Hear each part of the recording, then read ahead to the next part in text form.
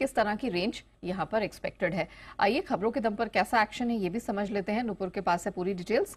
नुपुर, जरा बताइए कि महत्वपूर्ण ट्रिगर्स कौन से हैं, स्टॉक्स न्यूज की लिस्ट क्या कहती है? बिल्कुल, सबसे पहले टॉलिस टायर्स हाल ही में लिस्ट हुई थी कंपनीज के, आज नतीजे आते हुए दिखेंगे तो यहाँ पे फोकस करना है। सेंको गोल्ड जहाँ पे बैठक में शेयर विभाजन और फंड जुटाने पर बोर्ड विचार करता हुआ दिखेगा, तो दोनों ही इंपॉर्टेंट अनाउंसमेंट है जहाँ पे नजर रहेगी।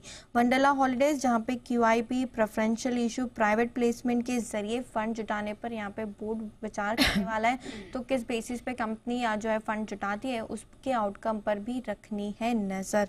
सीगल इंडिया हाल ही में लिस्ट हुई है कंपनी, सब्सिडरी में निवेश और वर्किंग कैपिटल के मुद्दों पर आज विचार करने वाली है, तो यहाँ पर भी रहेगा फोकस। बाजार स्टाइल रिटेल 30 डेज का जो एंकर लॉक इन होता है, हाल ही में लिस्ट हुई है कंपनी, 30 डेज का जो एंकर लॉक इन है वो आज खत्म होते हुए दिखेगा, तो इक्विटी जो है वो ओपन अप हो जाएगी। IPO के लिहाज से डिफ्यूजन इंजीनियर्स का IPO आज लिस्ट होने वाला है, करीबन 114 गुना बढ़ते हुए दिखा था। इसकी जो प्राइस बैंड थी वो 159 से 168 रुपीज़ के आसपास की थी और साइज देखे तो करीबन 158 करोड़ के आसपास की थी। एक्सटेट एक्सीलिया सॉल्यूशंस इंडिया जहां पे फाइनल डिविडेंड 40 रुपए का एडजस्टमेंट आज आपको नजर आएगा प्राइस में। गोदावरी पावर एंड इस्पात पर भी रहेगा फोकस, क्योंकि स्टॉक स्प्लिट की आज एक्सटेट 5 रुपीज़ की जो फेस वैल्यू थी वो अब 1 रुपए की फेस वैल्यू हो जाएगी। प्रधानमंत्री आज थर्ड क्वार्टिलिया इको कॉन्क्लेव जो है वो अटेंड करेंगे 6:30 बजे। साथ ही साथ फाइनेंस मिनिस्टर निर्मला सीतारमन भी आज वहां पर रहेगी सुबह 9 बजे के आसपास। Women's T20 world cup 2024 India versus New Zealand 7:30 बजे दुबई इंटरनेशनल स्टेडियम में आज खेला जाएगा। ग्लोबल के लिए आज से भी काफ़ी इंपॉर्टेंट है, क्योंकि US में आज सितंबर के महीने का जॉब्स डेटा आते हुए नजर आएगा। क्वार्टरली अपडेट से काफ़ी सारे बैंक ऑफ बड़ौदा पे फोकस करना है, क्योंकि Q2 में देखें तो ग्लोबल बिजनेस करीबन 10% बढ़कर आते हुए दिखा है।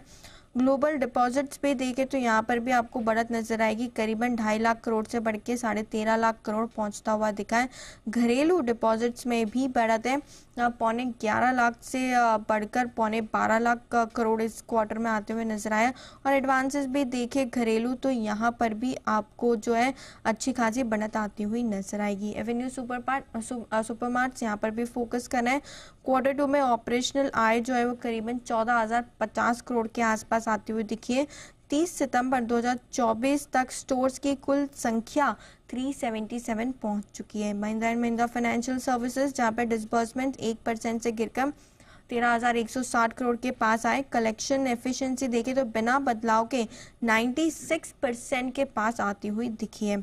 खबरों के लिहाज से BSE आज फोकस में रहेगा। FNO का जो सर्कुलर आया था SEBI की तरफ से, अब उस पर BSE ने सेंसेक्स 50 और बैंकेक्स के जो वीकली ऑप्शन कॉन्ट्रैक्ट्स है वो खत्म कर दिए। बैंकेक्स पर वीकली इंडेक्स डेरिवेटिव कॉन्ट्रैक्ट्स 18 नवंबर से जो है वो खत्म हो जाएंगे, साथ ही साथ सेंसेक्स 50 के।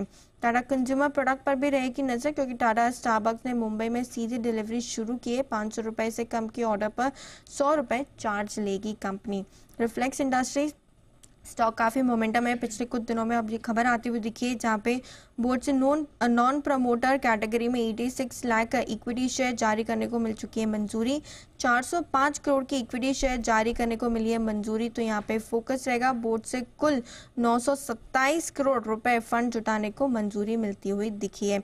HDFC बैंक जहाँ पे buyer Citigroup global market Mauritius ने करीबन 0.26% इक्विटी खरीदी है। मॉर्गन स्टैनली एशिया ने भी यहाँ पर 0.17% स्टेक खरीदा है। वहीं सामने BNP पारिबास फाइनेंशियल सर्विसेज ने 0.43% स्टेक बेचा है। और लास्ट में एरिस लाइफ साइंसेज जहाँ पे मोतीलाल ओसवाल फाइनेंशियल सर्विसेज ने करीबन 1.5% इक्विटी 1350 रुपए के भाव में खरीद ली है।